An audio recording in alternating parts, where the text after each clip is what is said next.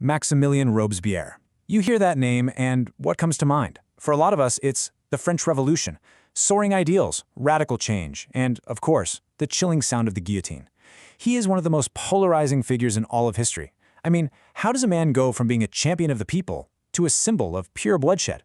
That's what we're going to unravel today. So, yeah, what are we supposed to make of this guy? Is he a hero? A messianic figure trying to build a perfect republic on the purest principles? Or was he a flat-out tyrant, a bloodthirsty dictator who ended up destroying the very revolution he helped build? That's the big question, right? Hero or tyrant? Let's get into it.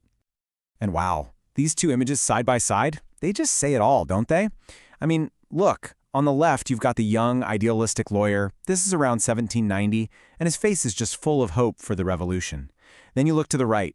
That's a sketch of him on the day he was executed. He looks completely broken. His jaw is shattered. He's a man condemned by his own allies. The question is, how in the world do you get from point A to point B? Okay, so to really understand how it all went so wrong, we have to go back to the beginning, because before the Reign of Terror, Robespierre had built this incredible reputation. They called him the Incorruptible. He was known as a tireless, unwavering advocate for the common man. And this is where the story gets its first major dose of irony. So, early on in his career, he was an ambitious lawyer, and he was actually appointed to be a criminal judge. But get this, he resigned from the position because he was ethically opposed to the death penalty. Yeah, the man who would later send thousands to the guillotine couldn't stomach ordering a single execution. You're going to want to remember that detail, because it makes what happens later absolutely mind-blowing.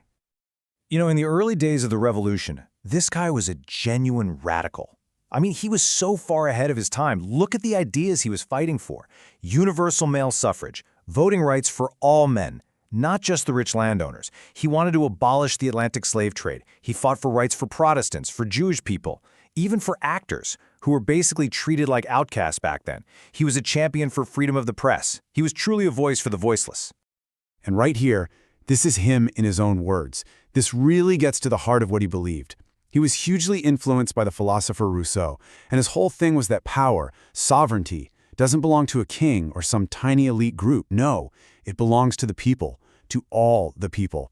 Every single person, he argued, has a right to have a say in the laws that govern them. This was the democratic dream he was fighting for. But as we're about to see, it's also the ideal he would twist to justify some pretty extreme things. And this is where everything changes. This is the turning point.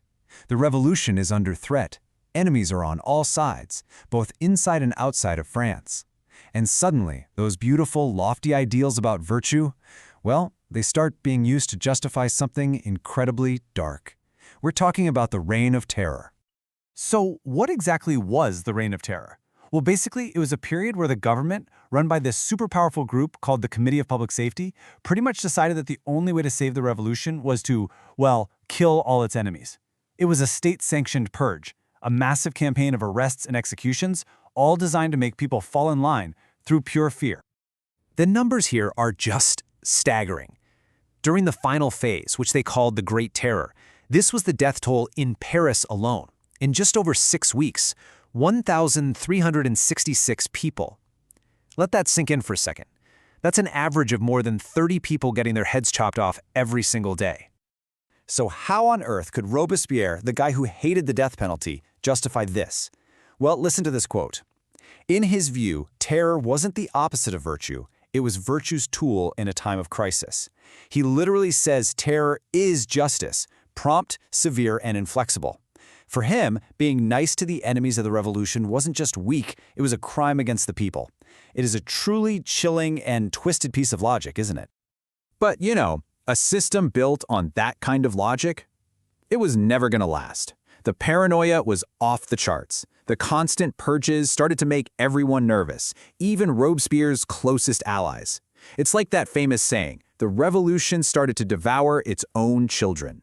And Robespierre was next on the menu. Take a look at this. This was an event called the Festival of the Supreme Being. It was basically a new civic religion that Robespierre cooked up. He thought it would give the Republic a moral foundation, but look at him. He's front and center, acting like some kind of high priest. For his enemies, this was the last straw. All they saw was a dictator in the making, and this event, believe it or not, was pretty much the beginning of the end for him. And when the end came, it came fast. We're talking lightning speed. On July 26th, he gets up and gives this really menacing speech, hinting that another big purge is coming. But he doesn't name any names. That was a huge mistake. A fatal mistake, really, because it made everyone think they were next. It instantly united all his enemies against him. The very next day, they shouted him down in the convention and had him arrested. Just think about that. In 72 hours, he went from being the most powerful man in France to being executed. Can you just picture the scene in the convention that day? It must have been absolute chaos. Robespierre is trying to speak, trying to defend himself, but he can't even get a word out over all the shouting. And then one of the deputies yells this: "The blood of Danton chokes him." Danton was another famous revolutionary, a really popular guy, who Robespierre himself had sent to the guillotine a few months before.